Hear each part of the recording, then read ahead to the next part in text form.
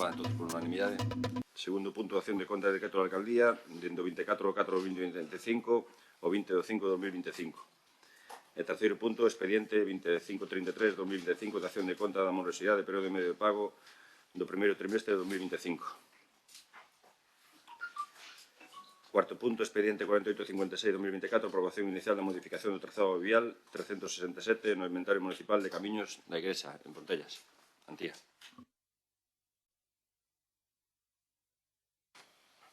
Hola, bons días a todos e a todos.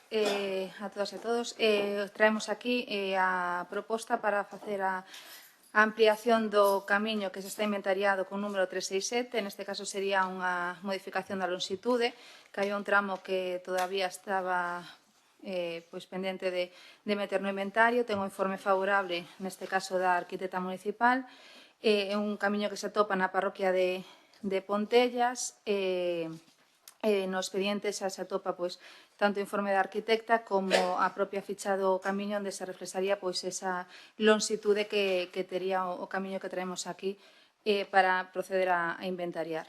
Grazas.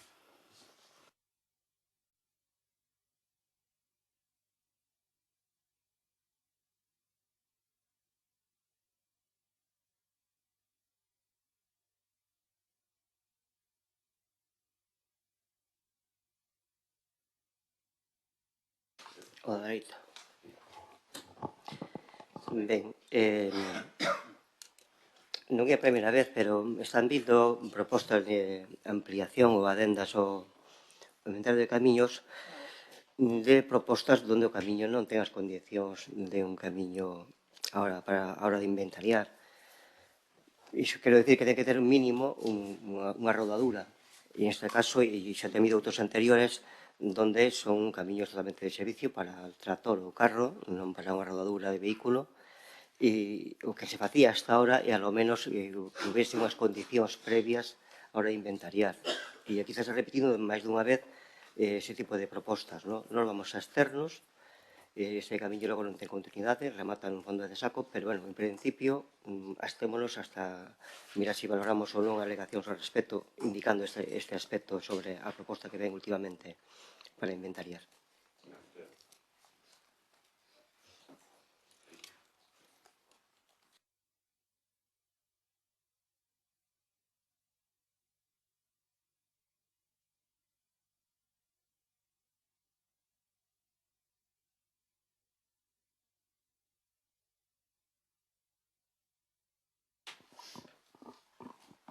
Bueno, pois o Partido Socialista non vai ter, bos días a todos, o Partido Socialista non vai ter ningún inconveniente en apoiar esta modificación de inventario de camiños e esta adenda e vamos a votar a favor. Gracias.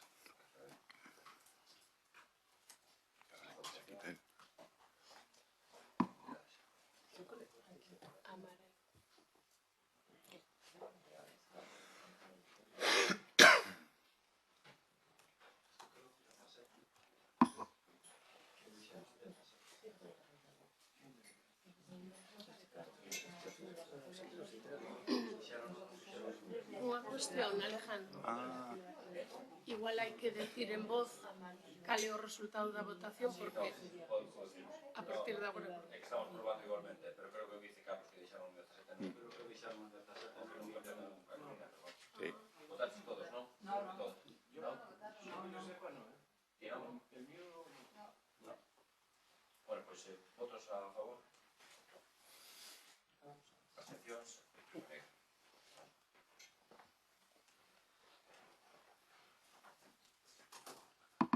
Quinto punto, expediente 1725, cambio de nome de Gregorio.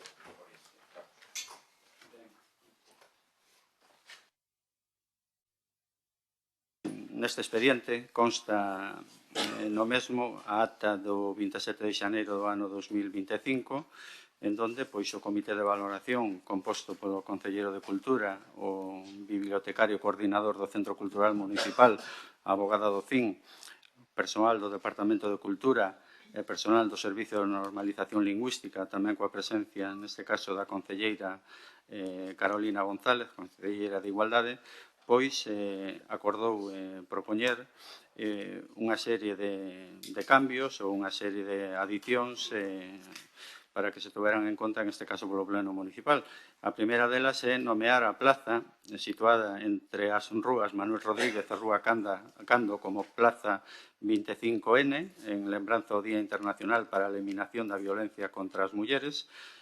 Como dicen aí na acta, un día cuxa orixe remontase ao ano 1981, cando un grupo de mulleres activistas se unen contra a violencia machista.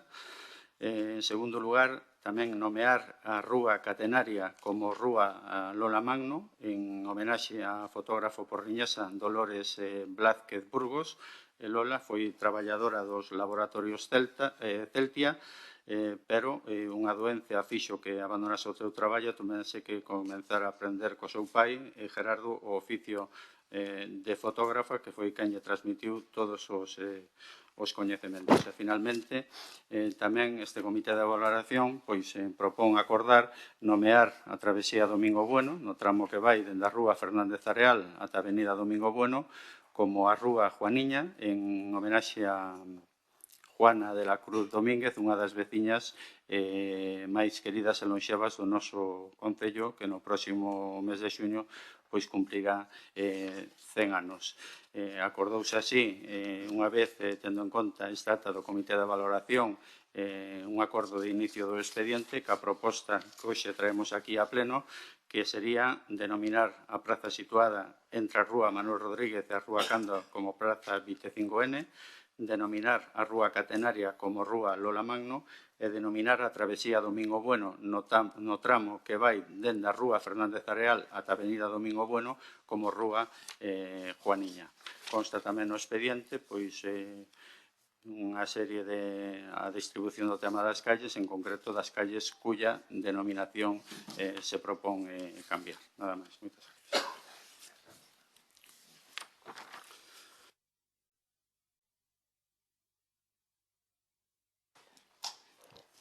Subiu o expediente o informe da Secretaría.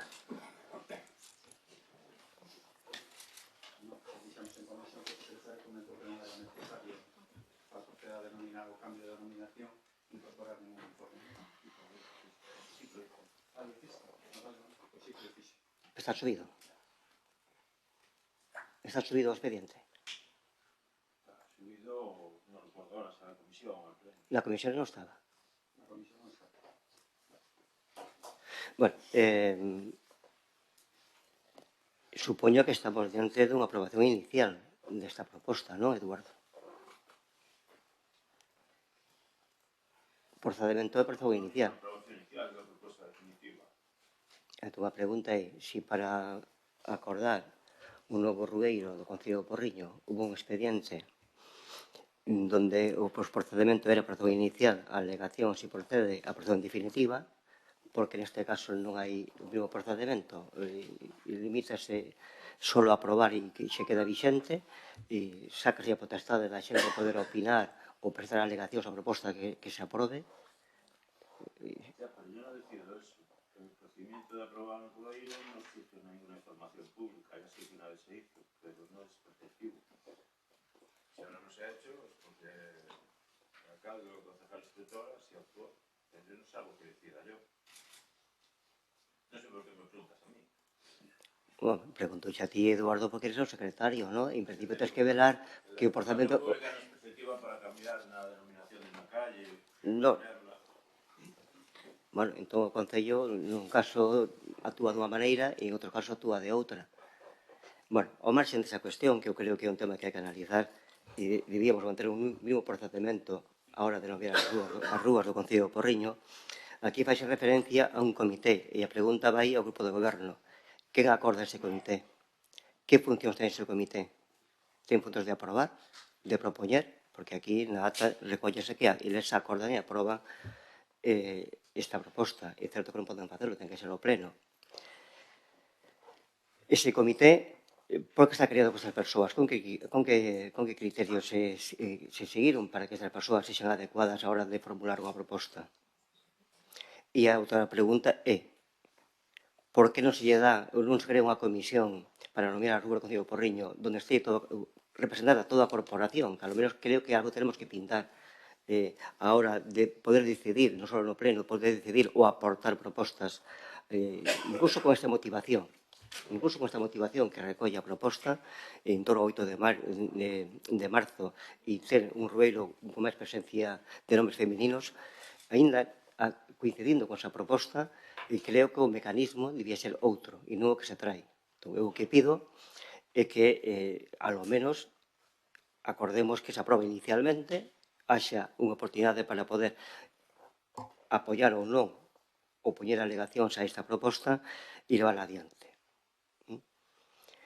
Porque creo que estamos diante dunha actitude un pouco sectaria do Partido Popular a hora de escoller e propor sin contar co resto da poboación, sin contar cunha parte da poboación representada no Concello de Porriño que son o grupo de oposición, e creo que iso é unha anomalía democrática a todas luces. Eu creo que neste tipo de propostas, e logo ven un punto seguinte, o tema dos premios, que vai no mesmo camiño. Creo que se aquí non somos capaces de traballar de outra maneira para que saquemos adiante unha proposta de nomes de rúas distinta, creo que mal imos. E mal uso fai desa maioría o Partido Popular. E teño que lembrar tamén neste punto que cando se aproba de forma definitiva o rueiro que está en vigor, cousa que logo non se puxo en práctica, só 4 actuacións casi de espectáculo, de poñendo unhas rúas, unhas placas de rúas na zona do Colegio Quiroga, que logo non se notificou aos residentes desa zona para fazer os cambios dos endereços postais. Tampouco se iniciou o trámite diante do INE para facer os cambios do rueiro que se aprobou. Tampouco se fixo o estudio e non se ha preguntado sobre el, sobre o procedimento e o calendario de posta en vigor deste acordo co cambio das rúas e placas en todo o Concello do Porriño, que iso implica un traballo continuado hasta que se faga efectivo ese acordo. Creo que é unha forma de proceder, unha forma de traballar, xa digo, unha vez máis, que é contraria ao que eu entendo un procedimento administrativo reglado. É moi contrario e un déficit democrático importante. Nós vamos a externos, non entramos a valorar a oportunidade ou non destas 3 nomes, porque podemos estar de acordo, podía haber outros nomes de mulleres tamén con méritos suficientes a ter unha rúa no Concello do Porriño, pero o que queda claro é que non dá ni siquiera esa oportunidade de que o grupo de oposición poden participar e aportar. Acabo. É sectarismo político en toda regla.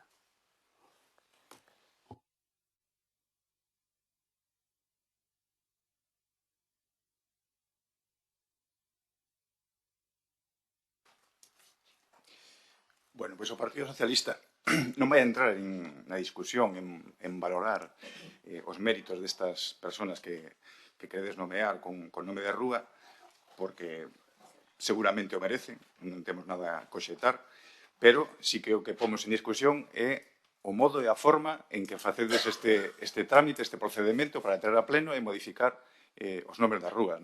Aquí non se contou nin cos grupos da oposición, que ao final representamos, se non me falla a memoria, a 2.700 personas que nos votaron democráticamente.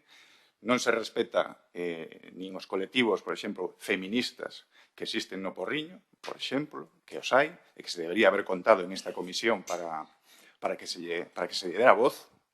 Tampouco se conta, pois, por exemplo, con algún historiador neste tribunal, que creo que aportarían, porque creo que o maior defecto está no que lle preguntei ao portavoz do Partido Popular na comisión, e é en que non houve unha listaxe de candidatos a poñerse nomes de calles, hubo solamente unha lista cerrada de 2 personas, máis outro 25N, que non vou a discutir a súa validez, porque sí que é necesario, pero sí que non hubo unha terna de candidatos que debería haber salido dunha convocatoria pública que todo cidadán pudese propoñer o que lle apetecese ou que valorase que merece ese nome de rúa, ou unha votación incluso, inda que non sea vinculante, para saber o que opina un cidadán do Porriño sobre o cambio das rúas. Isto é o que votamos en falta. Non vamos a votar en contra, evidentemente, pero creo que se está olvidando de moitas mulleres nesa listaxe que debería haber tido este tribunal. Se está olvidando de moitas mulleres precursoras en diferentes oficios e no ámbito social que todos sabemos en Porriño, por exemplo, cando asistimos á Festa do Cristo a ver ese desfile de cabezudos, aí temos varias candidatas que precisamente podrían haber estado neste tribunal para valorar e non se valorou. E non se valorou porque vostedes queren un proceso que sea pechado a 4 paredes e pechando o debate a sociedade nun tema tan importante como é a nomenclatura, o nomeamento das rúas dun pobo, que se supón que debe ter unha identidade, unha unanimidade, se pode ser, e en este caso, ao ser cerrado, nadie vai discutir a valoración, os méritos destas persoas, a vida profesional e os seus méritos, pero sí que discutimos o procedimento e pensamos que debe de rectificar en próximos nomeamentos. Isto non pode seguir así, de todo o contrario, non vades a ter o apoio do Partido Socialista a próxima vez, non o vades a ter, se non cambiades este procedimento. Xa avisamos con antelación. Pero o noso voto vai ser a abstención. Gracias.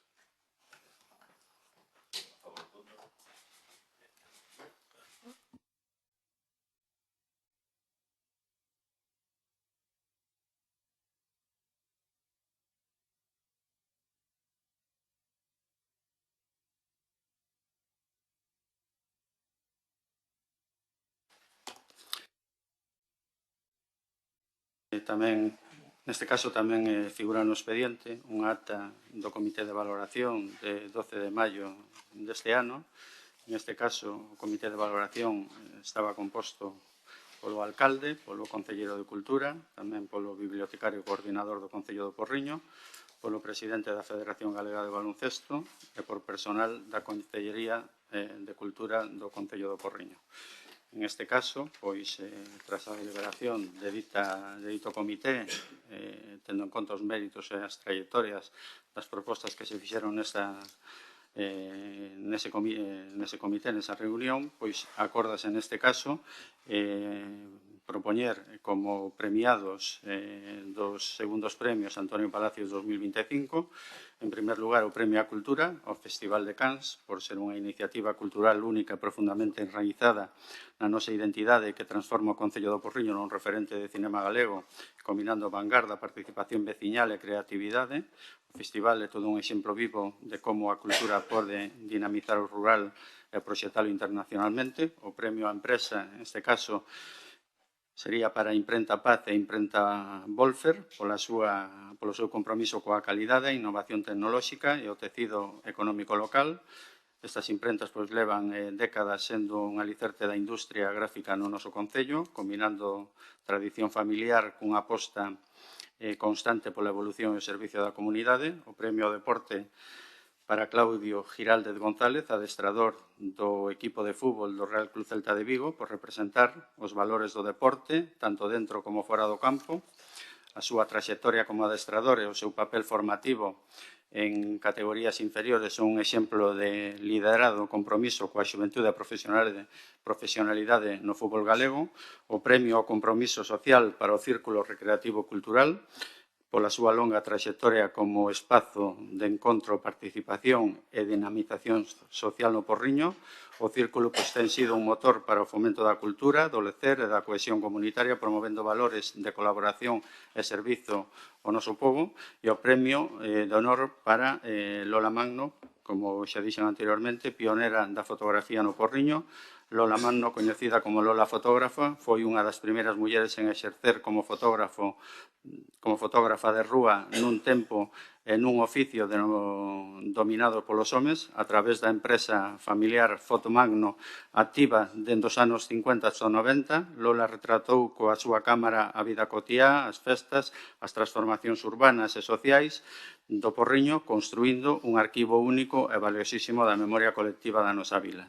Sen estudio propio, traballaba ao aire libre, aproveitando os espacios naturais da Malladura como escenario nun exemplo de creatividade e adaptación. O seu legado representa unha vida de superación, sensibilidade artística e compromiso co rexistro da identidade local, o que converte nunha merecida receptora deste galardón honorífico. Ben, neste caso, o comité considerou adecuado o nomamento destas persoas e entidades como merecedoras dos segundos premios Antonio Palacios. Seguramente, e temos a fortuna de que hai moito máis, tanto persoas como entidades que merecen este recoñecemento, pero, en este caso, este comité, nesta reunión, nas propostas que se fixeron, considerou adecuado otorgarlle o premio, os segundos premios Antonio Palacio, como digo, a estas persoas e a estas entidades. Estou totalmente en desacordo que isto sea sectarismo político algún, pola composición ou polos criterios que se dicen que se tuveron en conta para formar parte desta comisión. Seguramente pois habería tamén outras persoas que formarían formar parte do mismo, pero de aí a falar de sectarismo político creo que hai unha distancia pois bastante considerable. Vostedes sempre, en este caso, sempre poden facer propostas as que consideren oportunas, hai comisións informativas, poden formular votos particulares a todo este tipo de cuestión para que se poidan trasladar a comisións futuras e que poidan ter en conta esas propostas que ustedes nos fan neste caso. Pero xa digo, de aí a falar de sectarismo político creo que é un camiño bastante equivocado o que ustedes teñen en conta, porque eu non sei como cando ustedes decidían este tipo de recoñecementos ou este tipo de cambio de nombre de rúas e que fixeron en algunha ocasión algún que comités ou como utilizaban a discrecionalidade, ao mellor neste caso, que non vou entrar, xa lle digo, a valorar esta cuestión. Pero, bueno, ustedes buscando excusas, creo que buscan as máis variopintas, porque eu estou totalmente convencido de que aínda calquer tipo de comité estuvese formado por persoas independientes, persoas de reconocido prestigio, ustedes sempre buscarían a eiva que tería esa cuestión para non apoiar este tipo de cuestións que propón, en este caso, o Partido Popular, porque ustedes parece que algún tipo de salpullillo e de aprobar algún tipo de proposta que nosotros podamos entrar a propoñer e, polo tanto, eu creo que ese non é o camiño. Eu creo que estas cousas, evidentemente, como todo, se pode facer mellor, pero nós consideramos adecuado esta proposta para este ano, e se ustedes nos vindeiros anos, como dixen, temos persoas e entidades de abondo para otorgar este tipo de premios, pois podan ustedes facer propostas que a comisión, que no caso se establezca, pois poida ter en conta. Nada máis.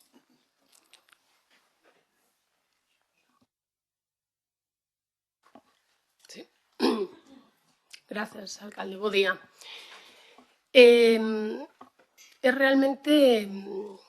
É realmente curioso ver a habilidade que ten Carlos de falar durante 6 minutos e non aportar absolutamente nada máis do que xa sabíamos nas comisións informativas pola acta que consta no expediente, que é o único documento que temos.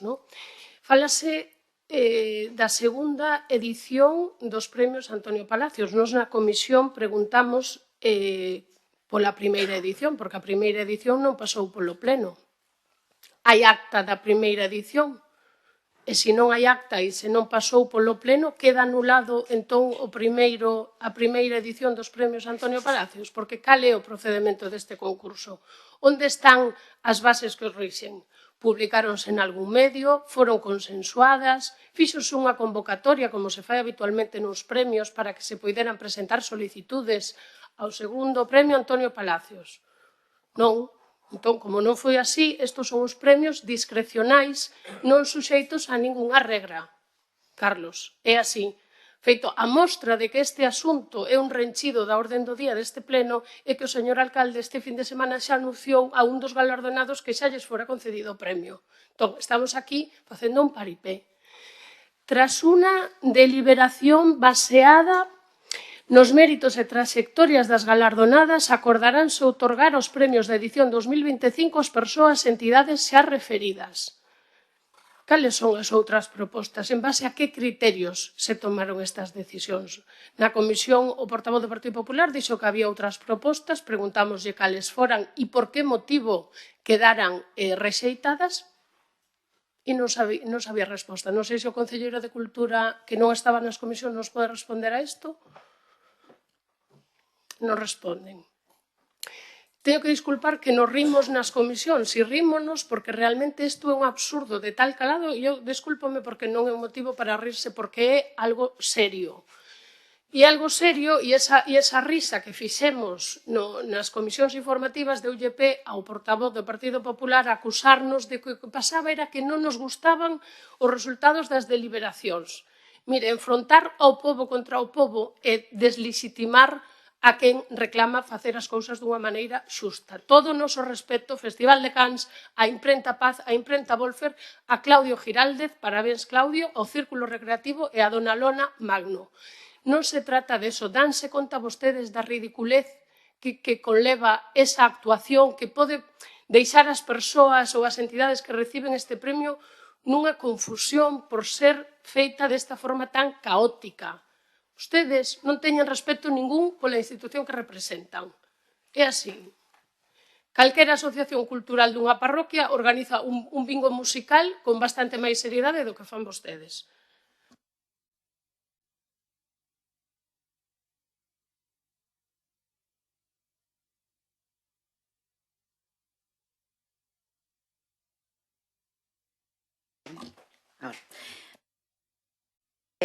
Bueno, nós xa manifestamos que non estábamos tampouco moi de acordo, porque claramente, los criterios selectivos y las bases del concurso se han perdido por el camino en una deliberación basada en los méritos y trayectorias de las propuestas, las cuales desconocemos también. A pesar de que han tenido un año entre los primeros premios para hacer en esta segunda edición las cosas correctamente, ustedes reinciden y deciden hacer lo que les da la gana nuevamente, delegando la elección de los premiados en un comité formado por 5 personas, que se repite. Vaya por delante, puesto que les gusta mucho tergiversar los asuntos que traemos aquí al Pleno, que no tenemos nada en contra de ninguno de los premiados, pero sí sobre la forma de elección escogida. Estamos ante la segunda edición de unos premios municipales sin unas normas y reglas que regulen la convocatoria de participación, selección y entrega de los premios. Echamos en falta unas bases que incluyan información sobre el objetivo del premio, los requisitos para participar, el plazo de presentación de candidaturas, los criterios de evaluación, el jurado encargado de la selección y las condiciones de la entrega del premio. Respecto a los premiados, ¿vale?, en lo que es el premio a la cultura, Festival de Cans, claramente, ya no en Porriño, sino en toda Galicia, el Festival de Cans no tiene competencia. Es único, por lo que nada más que decir. Respecto al premio a la empresa, Imprenta Paz e Imprenta Volfer, sin duda son empresas porriñesas con trayectoria reconocida por todos los vecinos y que entendemos que son 2 premios, ¿no? ¿Por empate o cuál es el motivo? Preguntamos, si alguien nos responde. Esto no ocurriría, también es cierto, si la votación fuese pública o si se diese el extraño caso de que sí, al menos sería una elección transparente. Lo que es el premio al deporte, Claudio Giraldez, con todo mi respeto al entrenador del Recru Celta de Vigo, sin restarle mérito alguno, al honor de ser pregonero, ya ha sido pregonero en Oporriño, y además recibe numerosos reconocimientos. Pero, sin embargo, aquí contamos con grandes deportistas individuales y también equipos y clubes que tienen un destacado currículum deportivo o histórico. En lo que es el premio al compromiso social, círculo recreativo, cultural, por supuesto que el círculo es un punto de encuentro y ha sido siempre cultural desde hace muchos años, pero no podemos olvidarnos de que es una entidad privada. Y si de compromiso social hablamos, creo que la labor que desarrollan asociaciones como la del cáncer, Cáritas, protectoras de animales o Protección Civil, que están formadas por personas voluntarias, deberían prevalecer a la hora de reconocer este galardón. En lo que respecta al premio de honor, que va para el Lola Magno, pues al desconocer las propuestas que se barajaron en la elección de este campo, al tratarse del premio de honor, creemos conveniente que este galardón fuese reconocido al entorno directo de Antonio Palacios y sus obras, tal como se reconoció el pasado año a José Ramón Iglesias Veiga. Finalizando ya, vivimos en democracia, no hay que olvidarlo, y esta forma de selección de candidatos para los premios Antonio Palacios carece de transparencia y casi sería mejor que pasasen a llamarse Premios Alejandro Lorenzo. La pregunta es ¿por qué no se realiza la selección a través de encuesta pública en las redes sociales municipales? Porque de este modo serían los vecinos quienes decidiesen por mayoría de sus votos. Por todo esto que acabo de explicar, creemos desde el Partido Socialista que deberíamos proponer que la elección de los galardonados en el premio, con el premio Antonio Palacios se realice a través de una encuesta pública difundida a través de las redes sociales municipales, con limitación de un voto por IP y con sus correspondientes bases que garanticen la igualdad de oportunidades y en las que se definan objetivo del premio, área y requisitos de participación, documentación necesaria, plazo de presentación de candidaturas, criterios de evaluación, composición del jurado, condiciones de entrega del premio, modalidad del premio y los derechos y obligaciones de los ganadores. Entonces, ponemos esta enmienda a esta propuesta sobre la mesa y esperamos que tengan un poco de conciencia y votemos todos a favor. Gracias.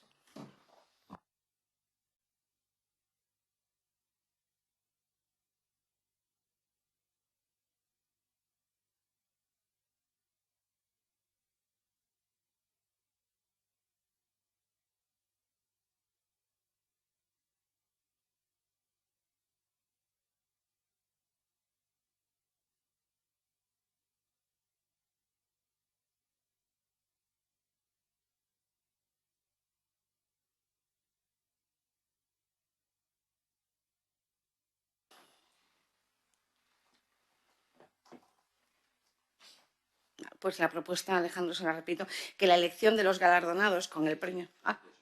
vale. Vale, vale.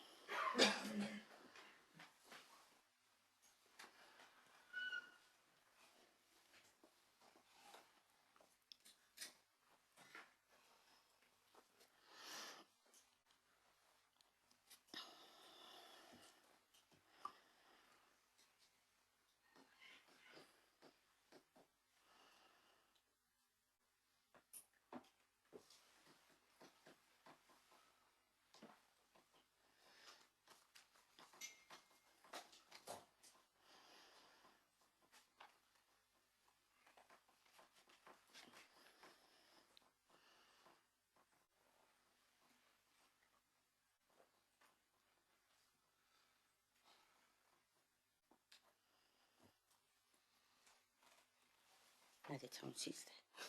Contamos un chiste mientras.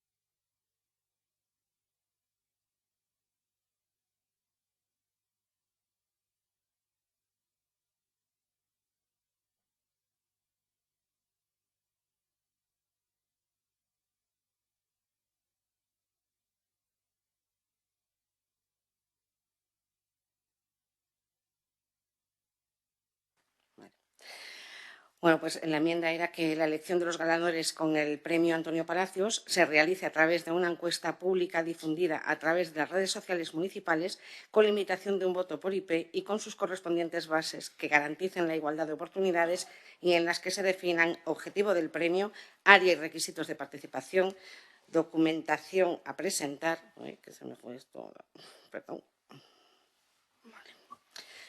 Documentación a presentar, se me fue, aquí, ahora, vale, documentación a presentar, plazo de presentación de candidaturas, criterios de evaluación, composición del jurado, condiciones de entrega del premio, modalidad del premio y los derechos y obligaciones de los ganadores. Esta sería la enmienda que presentamos a esta moción.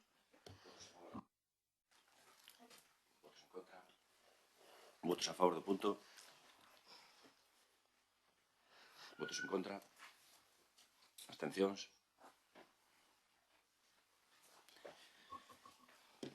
Siguiente punto, expediente 32/2025, aprobación do convenio marco de colaboración entre o Ayuntamiento de Porriño e o Círculo de Bellas Artes de Madrid. Carlos. Bueno, para o pleno xa consta no expediente o convenio completo que lle faltaba a cláusula quinta, que era o da duración, e que por un erro se había quitado na proposta que nos habían enviado. Consta tamén xa unha copia en galego de dito convenio e a finalidade deste convenio, tal como se establece na cláusula primeira, ten por obxecto establecer un marco de cooperación institucional entre o Círculo de Bellas Artes e o Concello de Porriño co fin de promover actividades de colaboración entre ambas institucións relacionadas co estudio e a difusión da obra do arquitecto Antonio Palacios en Madrid, en Galicia.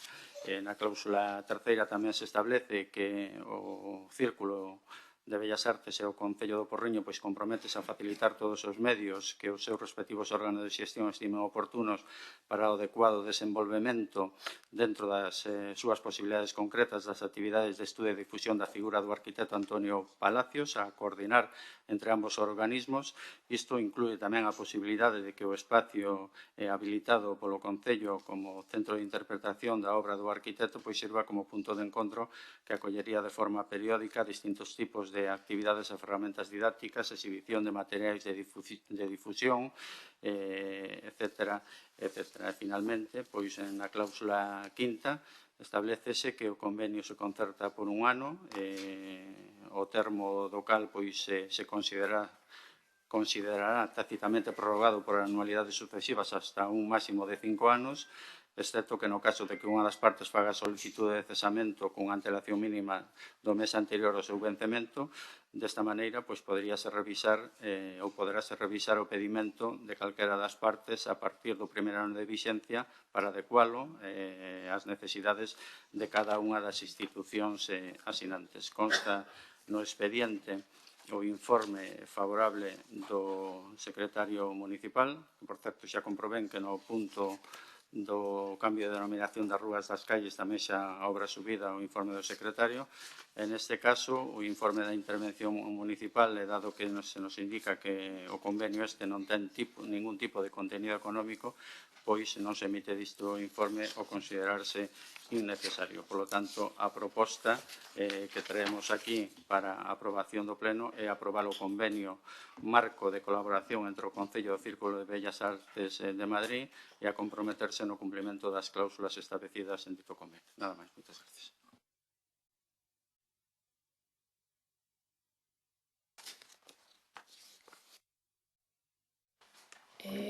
Moi ben. Nada, este convenio que se trae a aprobar pretende coordinar o traballo, efectivamente, de divulgación desde a vila que veu nacer a Antonio Palacios co Círculo de Belas Artes. Sito na Rúa Alcalá, no número 42, en Madrid. Bueno, pouco porque o próximo ano celebrase o primeiro centenario de vida deste edificio, non? Creo que xa se dixo, non sei se na intervención do portavoz do Partido Popular, pero na comisión, que era un asunto que pola duración do mesmo non era necesario que pasara o trámite do pleno, non? Entón, a ver se lle collen gusto a traer os asuntos que non necesitan pasar por este trámite, esquecen asuntos de calado, non? Como pode ser os orzamentos municipais ou o PEXOM. Indo ao fondo do expediente, bueno, nos vamos a votar a favor. O Concello de Porriño, efectivamente, leva moitos anos tendo iniciativas de promoción cultural en recordo da figura de Antonio Palacios e no 2021, co remate da pandemia e estando o BNG no goberno, fíxose un traballo de divulgación da súa figura a través de visitas teatralizadas que percorrían as distintas obras do arquitecto porriñés, a Botica Nova, a Fonte do Cristo, o edificio do Concello no que estamos e o templete da Rede San Luís. Tamén se editaron distintos materiais, o calendario, unha senda perpetua, unha guía divulgativa, o libro Caderno de viaxe de Antonio Palacios. E houve outra iniciativa moi interesante que non se chegou a materializar porque, bueno, vostedes entraron no goberno, igual non a consideraron, que eran unhas siluetas de Antonio Palacios que levaban o código QR, que estaban feitas e pagadas polo Concello. Non sei que fixeron con elas, non espero respostas tampouco. En fin, que Antonio Palacios é patrimonio do Porriño, patrimonio universal, e, bueno, pois tamén temos na memoria, se non sabemos onde están esas siluetas, as que acabo de facer mención e que se fixeron durante o tempo que o goberno, a área de cultura era a responsabilidade de goberno do BNG, si que recordamos, pois como en outubro do ano pasado, polo efeméride do 150 anos do nacemento, pois o alcalde Alejandro Lorenzo ensombreceu a efeméride daquel acto convertendo nun encontro propagandístico do Partido Popular. Un acto no que foi o de menos reivindicar o legado de Antonio Palacios e onde a veciñanza que non simpatiza coas siglas do PP non se sentiu benvida. Entón, hai formas e formas de facer as cousas e fíxese que me ven á cabeza cando acusan ao BNG de politizar a figura de Castelao. Vostedes que foron capaces nunha data tan sinalada e se atreveron a trasladar o Porriño aquelas liortas da política madrileña, dándolle protagonismo a Ayuso e o seu discurso centralista. Ben, a proposta de cooperación é unha copia literal do bosquexo que lles enviaron desde o Círculo de Belas Artes. Non deberon considerar introducir ninguna proposta creativa, faltanos un pouco de achega nese sentido. Desde o BNG teñamos previsto empregar a silueta Antonio Palacios como unha marca de identidade do Porriño, ou igual que as Marías o son de Santiago de Compostela.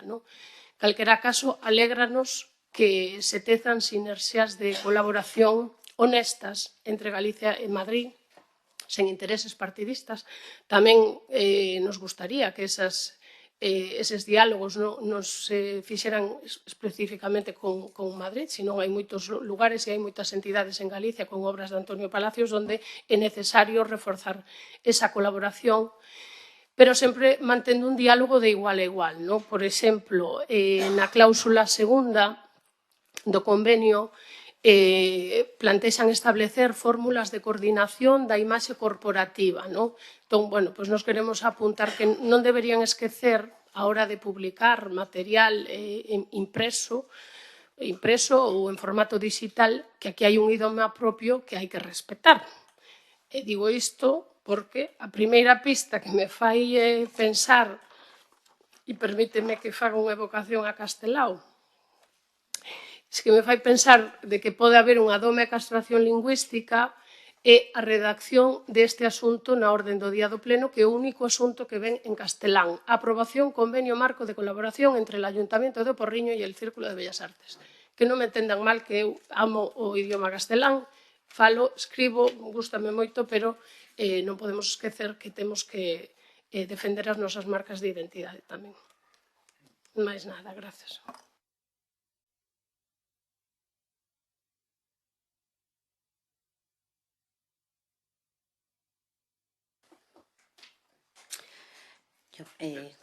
Vale, en referencia a esta moción, lo que me llama mucho la atención es que teniendo en cuenta que se trata de un convenio marco, y teniendo en cuenta que un convenio marco es aquel en el que se establecen precios y condiciones para la adquisición de bienes y servicios, echamos en falta las condiciones económicas entre la documentación, tal como ya manifestamos en las comisiones informativas. Carlos, quedasteis de decir si había algún tipo de compensación económica o así y no nos habéis dicho nada.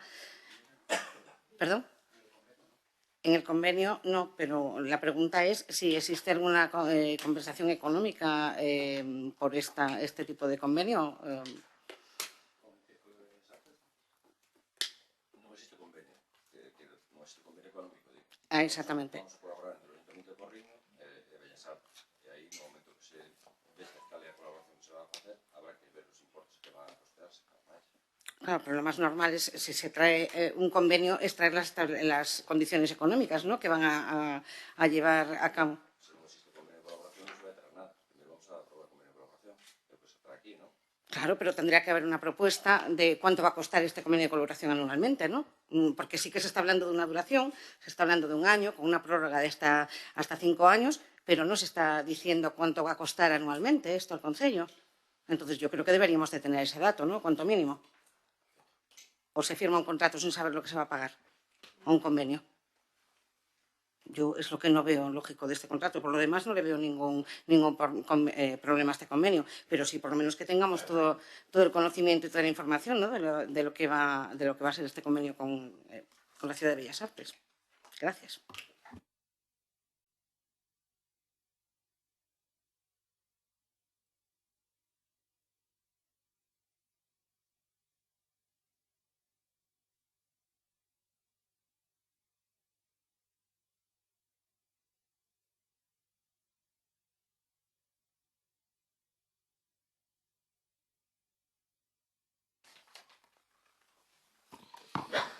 Ben, leo a moción.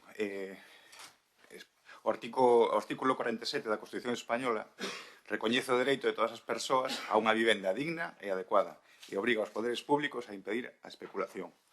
Según os datos máis recentes do Censo de Vivendas do Instituto Nacional de Estadística, que datan do ano 2021, en Porriño existen 6.835 vivendas principais, 550 vivendas secundarias, das cales 1.435 están vacías. É dicir, alrededor do 17% do parque residencial do municipio está sen uso habitual, nun contexto no que o prezo do alugueiro non para de subir. Nos últimos meses, o prezo medio do alugueiro no Porriño para pisos de 2 e 3 habitacións oscila entre os 500 e 600 euros como mínimo, unha cifra moi elevada para moitas familias traballadoras, especialmente mozos e maiores que viven sós. Este incremento débese a varios factores combinados: a escaseza real de vivenda en alugueiro, a concentración da propiedade en sociedades mercantís e a especulación inmobiliaria, que mantén os inmobles fora do mercado esperando a revalorización. A escaseza tamén de solo disponible e o encarecemento da obra nova. Este fenómeno é común en moitas cidades galegas, pero en Porriño ten un impacto especialmente acusado, sobre todo no casco urbano, onde os prezos son máis altos que nas áreas periféricas e onde a presión sobre a vivenda está sendo crecente. Para dar resposta a esta realidade, a Lei 12/2023 do 24 de maio, polo dereito á vivenda, introduciu unha modificación no artigo 72.4 da Lei Reguladora de Facendas Locais que permite aos concellos aplicar un recargo de ata un 150% na cota líquida do IBI, as vivendas que se atopen baleiras durante máis de 2 anos, sempre que sexan propiedade de persoas xurídicas titulares de 4 ou máis inmobles. No caso do Porriño, propónse cruzar os datos do padrón coa información dos consumos facilitados polo Consorcio de Augas do Louro, que xestiona o abastecemento en todo o termo municipal. Este cruzamento permitiría identificar con garantías técnicas e xurídicas as vivendas desocupadas de forma continuada e sen uso efectivo, priorizando as que estean en mans de grandes tenedores. A definición legal de vivenda desocupada con carácter permanente está na disposición final terceira da Lei de Vivenda Estatal, que establece que debe estar baleira durante máis de 2 anos sen causa xustificada e pertencer a unha persoa xurídica que posúa 4 ou máis vivendas. No caso do Porriño, a Ordenanza Fiscal Municipal xa recolle no seu artigo 8.5 un recargo do 50% para vivendas desocupadas, pero non o desenvolve nin adapta ao marco legal vixente. Sen desenvolver os criterios, procedementos e condicións, ese recargo non pode aplicarse con eficacia a día de hoxe.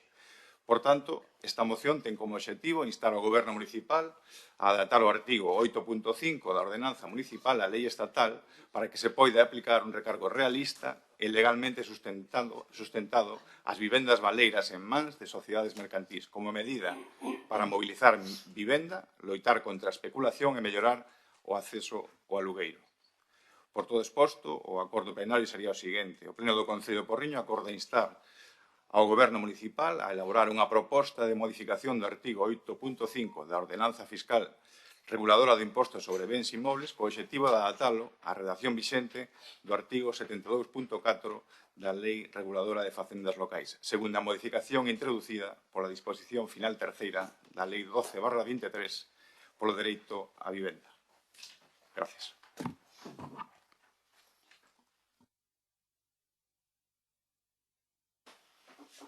Ben, como xa dixen en comisión, na propia ordenanza municipal xa se prevé este tipo de recargo para as vivendas que están desocupadas. É certo que non se establece en ese artigo 7.5, como dixen na comisión informativa, cal é o procedimento ou a declaración municipal para entender o que se debe considerar por inmueble desocupado, porque hasta, efectivamente, o ano 2023 non se había desarrollado esta cuestión regulamentariamente. Ahora temos que se nos indica que é o que se considera inmueble desocupado con carácter permanente. E a propia normativa entende que é aquel que permanezca desocupado de forma continuada sin causa justificada por un plazo superior a 2 anos. E aí se queda conforme requisitos, medios de proba, procedementos que se establezca na ordenanza fiscal e que pertenezan, dice, a 4 ou máis inmobles de uso residencial. Neste caso, a Concelleira de Urbanismo, como xa dixen en comisión, fai aproximadamente un mes, solicitoulle o oral que nos remitise o padrón correspondente ao ano 2025 das vivendas que se poderán encontrar nesta situación. Remitíusenos, xa temos ese listado, e ao final concrétase en 203 as vivendas que pertenecen a persoas jurídicas que se nos dice que están desocupadas. Informóusenos tamén por parte do oral que destas 203 había 64, se non teño mal anotado o número, en donde se nos decía que xa non era ni siquiera posible cobrarlle en período voluntario, pois moito menos en vía de constriximento.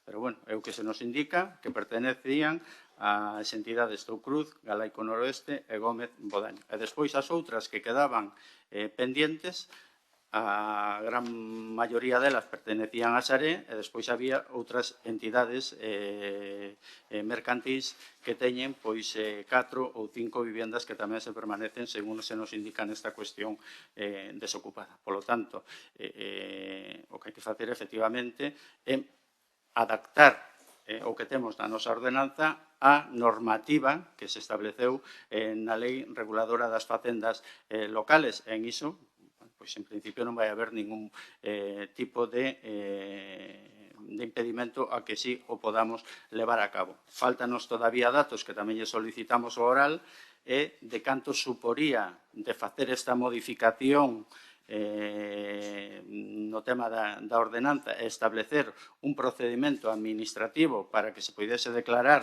ou non o tema da vivenda como desocupada e non nos facilitaron todavía os datos económicos desta cuestión. En todo caso, dixéronos que, según na primeira listaxe que nos enviaron, a falta de datos concretos que andaría sobre os 8.000 ou 9.000 euros que suporía iso de incremento para as arcas municipales sempre e cando se lograse cobrar a todas estas entidades este incremento que se puidese establecer. E despois temos a parte do procedimento administrativo en cuestión que entendo que se poden modular e introducir criterios. Falaba o compañeiro David do tema do Consorcio de Aguas do Louro. Bueno, pois ao mellor ese sería tamén un criterio a ter en conta ou criterios de consumo eléctrico, pero, bueno, isto é tan, moitas veces, tan discrecional saber o consumo adecuado do tema da vivenda, se como establece Vigo, creo que son 2,5 ou similares, a que despois isto non se poida acudir ou que poidan acudir calquer tipo de interesado á vía contenciosa e de non estar adecuadamente fundamentado esta cuestión, pois estimo o recurso e declare a anulación do artigo que agora se pretende modificar. Por lo tanto, nós non vamos a poñer impedimento de que esta tramitación se poida levar a cabo, faltan os datos concretos, como digo, para poder ter encima da mesa todos os datos que xa nos farían votar en consideración esta cuestión e, polo tanto, imos abster aquí no Pleno Municipal. Nada máis, gracias.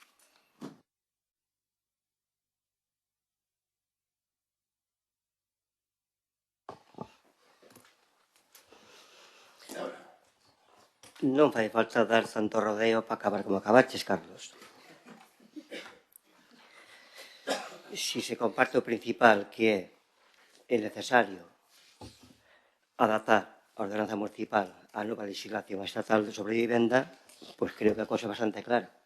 Votas a favor e logo recaban os datos necesarios para formular esa proposta de modificación. E non hai que dar tantas voltas. Porque non só hai que legislar no caso da ordenanza municipal con datos presentes, que é un punto de partida, pero hai que pensar en datos en situacións futuras. E, por tanto, creo que é perceptivo adaptar a ordenanza. Acabas de decirlo. Parece que hai un reparo importante a non apoiar iniciativas de outros grupos. De inicio xa, non? Porque non se entende, non? E é evidente que a situación da vivenda, hoxe en día, no Porriño, o acceso á vivenda residencial está cada vez peor. Por tanto, hai, este caso, que se fai mención a 4 empresas do Porriño, ou entidades, como poden ser tamén entidades bancarias, que teñen vivenda desocupada e non apoian no mercado de aluguer. Pois hai que promover que se poña no mercado de aluguer para que haxa máis oferta e podamos saber se consigue baixar un pouco o prezo que está disparatado, non só no Porriño, senón a nivel de todo o país. E é curioso, non? O Partido Popular está tendo unha actitude, a través da súa Consellería de Vivenda, moi reacia a incluso aqueles concellos ou aquelas cidades que teñen incluso situacións de tensión importante pola presión de uso ou destino de vivenda a uso turístico para crear esas zonas tensionadas e realmente a Consellería de Vivenda está poñendo esas reticencias para non declarar esas zonas tensionadas, non? E pon todas as trabas posibles, cousa que a lei estatal xa favorece de que se declaren co objetivo de baixar esas alugueres, non? Entón, toda medida que se vaya buscando na mellora e de acceso a vivenda residencial, hai que ir para dentro con ela. E dentro da competencia que teñen os concellos a través desa ordenanza locais, debe actuar. Debe actuar e debe regular non só a cuestión dese recargo a través do IBI, que é unha ferramenta que teñen os concellos, sino tamén incluso a través que dixen xa na Comisión Informativa das ordenanzas do Plan Xeral, no que respecta aos usos que hai nas zonas residenciais, ben sendo de baixa ou alta densidade do Concello do Porriño, pois modificar esa ordenanza do Plan Xeral de Ordenación actual para limitar o uso de vida turística, que o que está facendo é tensionando, está facendo é subindo o aluguer para o uso residencial. E no Porriño pasa especialmente. En toda a contorna de Vigo está pasando e está incrementando esa presión, donde se fomenta o uso turístico, donde se limita a vivenda para o uso residencial e encarece o prezo. E iso temos que ir a ferramenta para ir pouco a pouco limitando. Non votaremos a favor da proposta, é un paso máis, e logo vai facer efectiva a Administración Oral, que en tempo delegada a recaudación do IBI, para que a estas empresas se recargue e se busque a saída ao mercado dese tipo de vivendas que están hoxe en día baleiras.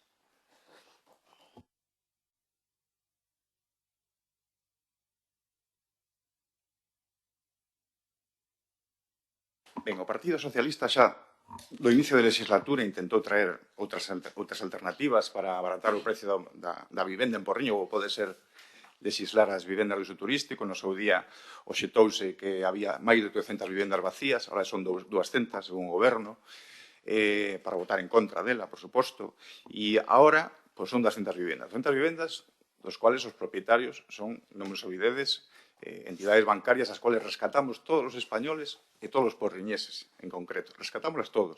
E están xogando con esas propiedades para especular e volverse cada vez máis ricos. E que os resultados contables sean cada vez maiores, porque aí están e se publican cada 3 meses.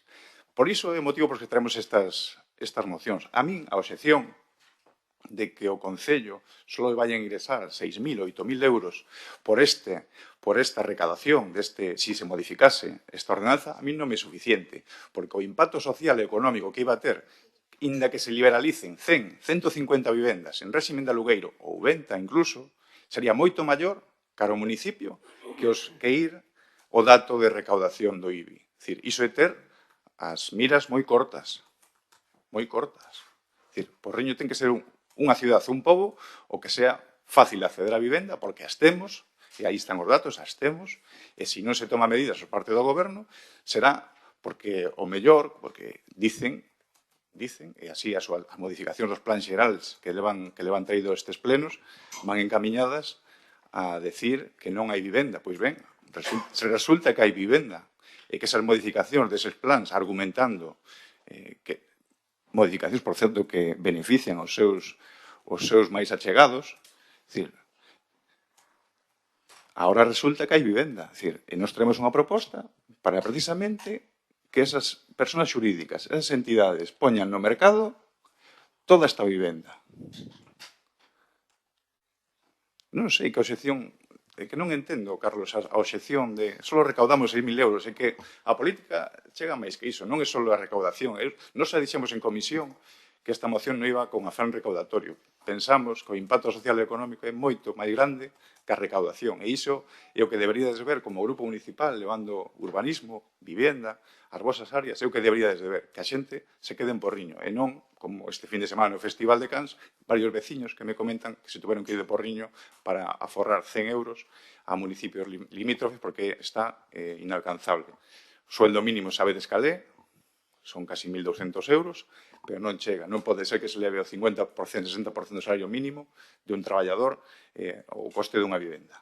Por o resto, eu creo que debedes repensar e reflexionar e apoiar esta moción, se non do contrario, vou a dar por entendido que estades con eses grandes tenedores e que estades na mesma liña que estes fondos buitre propietarios. Gracias.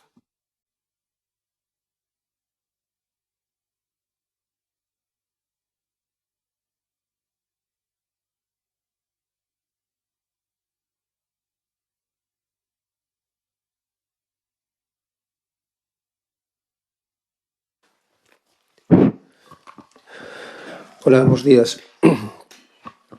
A moción que presentamos de urxencia debido a que isto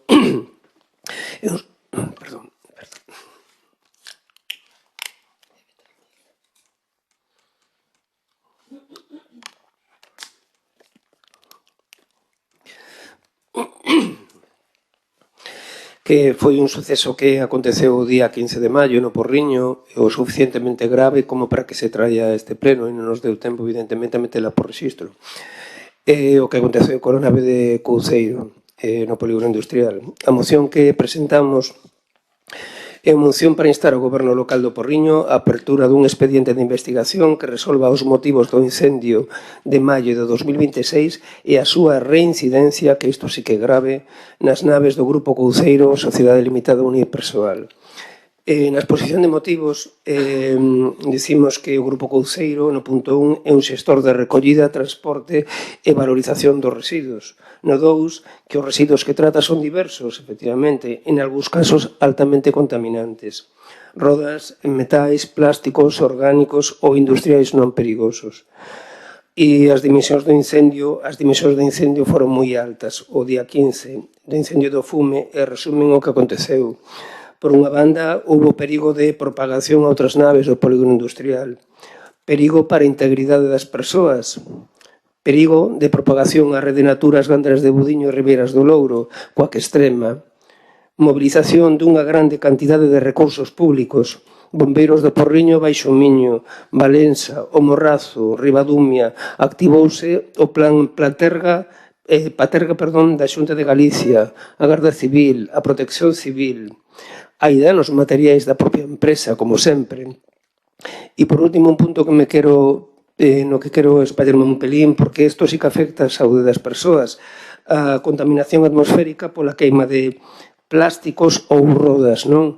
Nós aquí nalgúna ocasión xa falamos do que significa os vertedeiros de rodas. Aquí no Concello de Porriño comentamos no seu momento que había un vertedeiro de rodas nas Gandras de Budiño e o goberno municipal presenta inacción nese punto, non lle di nada ao veciño e o veciño fai absolutamente o que quere.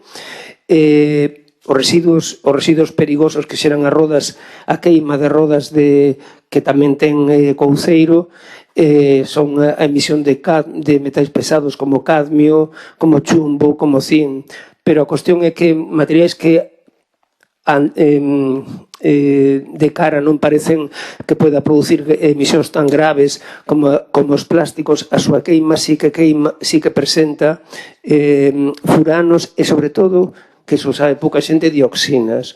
Estas dioxinas, que xera a queima de plásticos, que se deu outro día, afectan gravemente as augas superficiais, penso nas lagoas das Gandras de Budiño e no río Louro, as augas subterráneas, lóxicamente, porque toda a contaminación para aí, e, sobre todo, nos terreos, propiedade privada, no que se cultivan alimentos a kilómetros de distancia.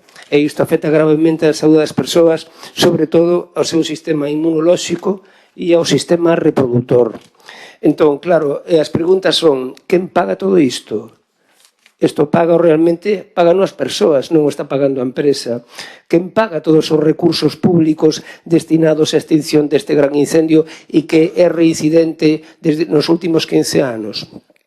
O que é contradictorio e chocante tamén é que unha empresa de xestión de residuos e de tratamento deses residuos e de valorización deses residuos que se orixina precisamente para a reducción da contaminación, que precisamente presente altos picos de contaminación reiterada a través destes incendios. Por último, co incendio deste mes de maio, é o terceiro que acontece nunha das súas naves desde 2008, curiosamente nas fins de semana, cando aparentemente non hai ninguén ali. Entón, todo isto xera grandes dúbidas e inseguridade na poboación. Por lo tanto, é polo que o Grupo Municipal do Benegá solicita do Pleno da Corporación Municipal do Porriño o seguinte acordo: a apertura dun expediente de investigación que resolva os motivos do incendio, a reincidencia destes nos últimos 15 anos e que determine se a empresa cumpre as condicións de seguridade, habitabilidade e uso conforme a súa licencia de actividade para o desenvolvemento da súa actividade industrial. Gracias.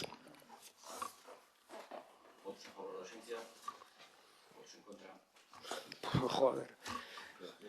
Es que sí.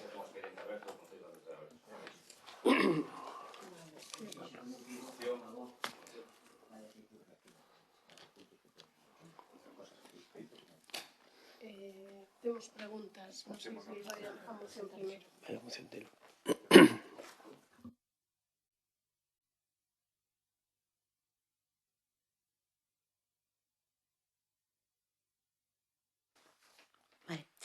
Pois, dentro do Partido Socialista, nós teñemos unha moción de urxencia tamén que está moi na mesma onda do BNG, que é a adopción de medidas urxentes de control ambiental, seguridade industrial e coordinación dos medios de emerxencia.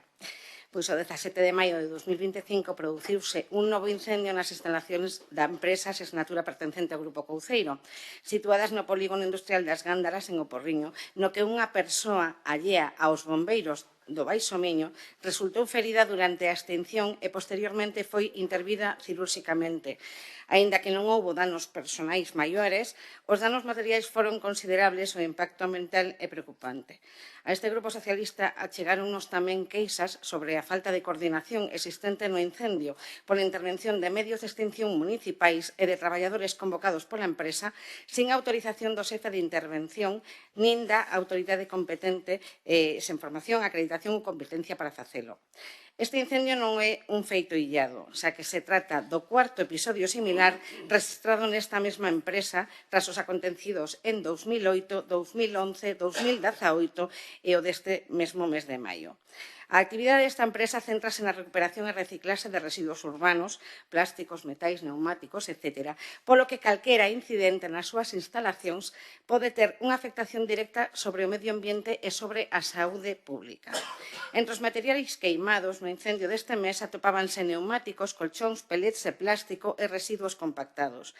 A Lei 10/2008 de Residuos de Galicia, a Lei 26/2007 de Responsabilidade Medioambiental e a Lei 21/1992 de Industria facultan as administracións para intervir de xeito inmediato cando exista risco grave para o medio natural ou para a poboación. Por todo isto, dende o Grupo Socialista, creemos que de xeito urxente debemos amosar sentido común e tratar de evitar tragedias maiores, polo que instamos a adopción dos seguintes acordos. Vostede acaba de mencionar agora, alcalde, algún dos rogos que nos estamos pedindo nesta, pero, bueno, paso a leerlos igualmente. E o primeiro é instar a Xunta de Galicia, en particular as Consellerías de Medio Ambiente e de Industria, a abrir de urxencia un expediente sancionador pola reiteración de incendios nas instalaciones de Senatura, Grupo Couceiro, valorando a posibilidade de suspensión temporal da actividade ata garantir as condicións de seguridade. O segundo é solicitar ao Seprona unha inspección ambiental extraordinaria na nave afectada para avaliar o grado de afectación no aire, ao chan e aos acuíferos, así como a posible presencia de residuos perigosos. O terceiro é requerir á empresa un informe técnico completo sobre que fallou no seu sistema autónomo de extinción, no seu plan de prevención de incendios, seguridade industrial e xestión de residuos, así como a localización actual dos residuos urbanos que antes se trataban na nave afectada. O cuarto punto sería a publicación na página web municipal do expediente informativo aberto, así como un resumo público comprensible das actuaciones emprendidas. E o quinto, remitir esta moción á Valedora do Pobo e ao Defensor del Pueblo Español para que valoren a posible existencia de inacción administrativa fronte a unha situación de risco medioambiental reiterado. Moitas gracias.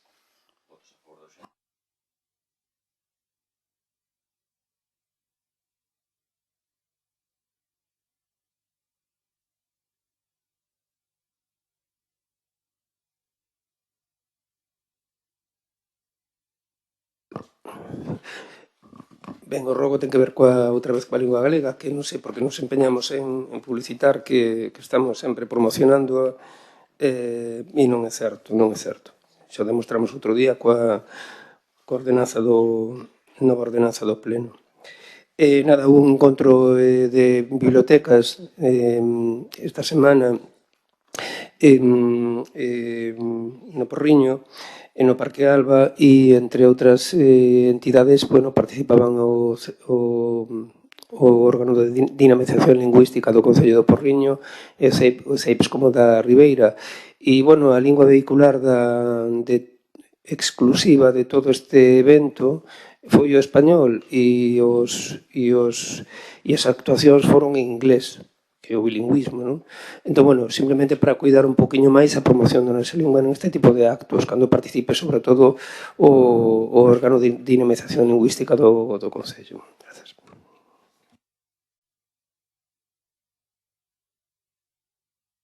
Logo te, Pedro. Sí, eu tiña unha outra preguntiña que ten que ver con que leva unha semana unha persoa pernoctando na entrada dun comercio no centro da vila, na rúa Manuel Rodríguez, e queríamos saber se a Policía Local se dirixiu a esta persona para informarlle da existencia de recursos para persoas sin teito da que se podería beneficiar, non no Concello do Porriño directamente, pero, bueno, se esta persona carece de recursos económicos, se lle pode tramitar unha axuda de emerxencia para que se traslade a Vigo e ali facer uso do albergue municipal ou de outros recursos que existen para as persoas sen fogar. Entón, esa pregunta.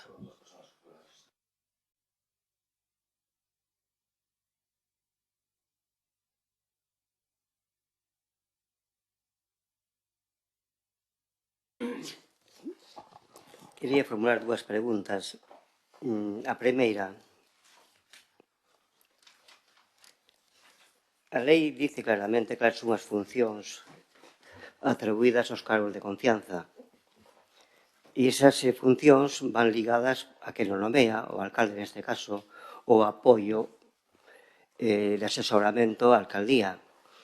Pero sí que exclúe, e senón que me desminto o secretario ao respecto, si dentro das funcións dos cargos de confianza do Concello do Porriño ou do calquera da Administración Pública están a xestión de expedientes ordinarios de xestión municipal. Como? Estou preguntando, así. A pregunta concreta é se os cargos de confianza designados pola Alcaldía do Concello do Porriño poden ou non facer xestións ordinarias de expedientes administrativos. Non poden, non? Ben, pois o curioso é que no portal de xestiona hai varios expedientes en materia de tráfico xestionados por cargos de confianza. Quixera unha resposta ao respecto e, se é posible, un informe do secretario municipal. E non só un cargo de confianza no que respecta aos expedientes sancionadores, sino a outros trámites administrativos como contratos ou contratos menores, xestións ordinarias efectuados por cargo de confianza do Concello do Porriño. Estamos diante de algo que a lei non permite. Outra pregunta é se o Concello, se o Goberno Municipal sigue mantendo inactividade respecto á xestión do aparcamento a Avenida de Galicia. Saben claramente, porque quedou arquivado o expediente da licitación da xestión do aparcamento municipal público da Avenida de Galicia, que sigue xestionados cunha ausencia total de contrato por parte da empresa que o está ahora mismo levando adiante. Pensan vostedes iniciar un novo expediente ou pensan recuperar a xestión directa, como xa afirmou no seu momento tamén o portavoz do Partido Popular, que era unha das variables a ter en conta, ou van a seguir permitindo de forma fraudulenta e ilegal a xestión por parte da empresa actual do aparcamento da Avenida de Galicia?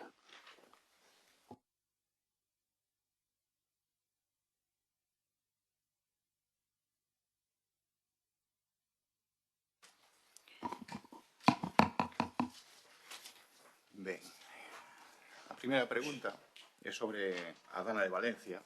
Aquí no Partido Socialista trouxemos unha moción para que se contemplase dar unha cantidad económica á Comunidade Valenciana.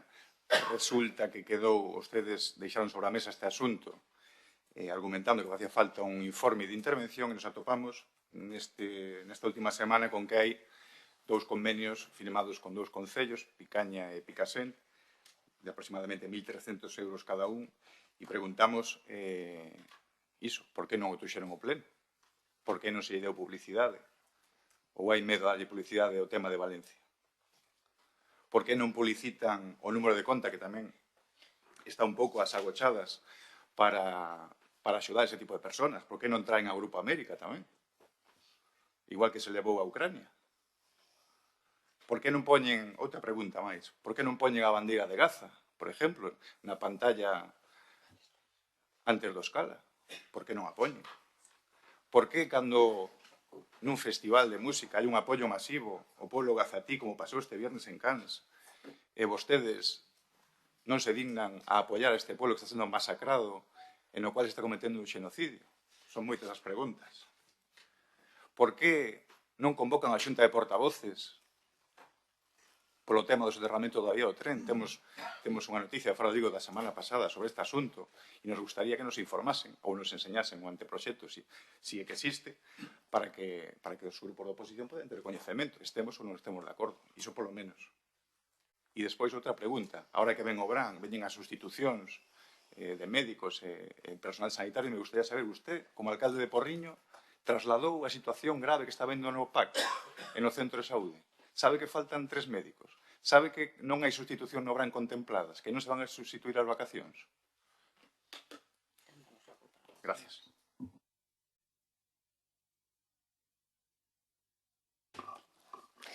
Si vou comenzar polos rogos, ou polas preguntas, perdón.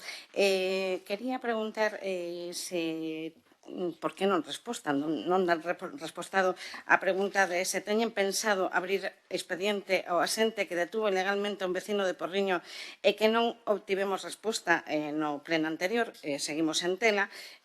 Sabemos que a familia tamén rexistrou unha solicitude con copia para a oposición, que hasta a data non nos facilitaron, e queríamos saber como está o asunto dese expediente. Non van respostar, non? Por segunda vez. Vale. Por outro lado, quería preguntar tamén ao Concelleiro de Seguridade, a Abel Estévez, por que non se nos informou do curso policial que se realizou no edificio da calle Domingo Bueno, que está paralizado. Eu chameino personalmente para preguntar que tal, e a súa resposta era labores policiais. Temos que enterarnos de que se estaba facendo un curso a través dun decreto no que se lle paga 30 menús por 2 días, vale, aos asentes. Ademais, pon curso policial, ademais de 39 almorzos para o curso de defensa policial. Entón, quixera saber por que cando os membros da oposición, que ademais está regulado no reglamento orgánico, facemos unha pregunta, un acceso a un expediente, solicitamos e non se nos dá. Entón, eu quero saber cal é o motivo ou en que se basan para non respostarnos nin darnos acceso a estes expedientes. Entón, como sempre, entendo que non van respostar aquí no pleno, faránno por escrito. Por certo, por escrito, teño respostas sen respostar do pleno do mes anterior. Gustaríame que o secretario tomase boa nota delo, porque está a incumplir totalmente. En Rogos, queremos preguntarlles ou rogarlles que imos voltar por terceira vez a solicitar esa señal de dirección obligatoria na rúa Paz Varela, que a xente tira de frente para o pabellón, co risco de estar atravesando un paso de peóns. Como xa mencionei no pleno anterior, mirei cos meus propios ollos como estivo a piques de ser atropelado un rapaz por esa maniobra, vale, imprudente totalmente. Por outro lado, tamén queríamos rogar que a única porta de acceso a que poden entrar neste concello as persoas en cadeira de rodas é unha porta de madeira nun lateral que non... Como abren? O lóxico sería que se poña unha porta automática no único acceso que hai ao concello para as persoas con discapacidade que teñen mobilidade reducida. Entón, esta é unha petición máis que coherente, porque estanse a remodelar cousas como porta principal cando por aí non pode pasar unha cadeira de rodas. Moitas gracias.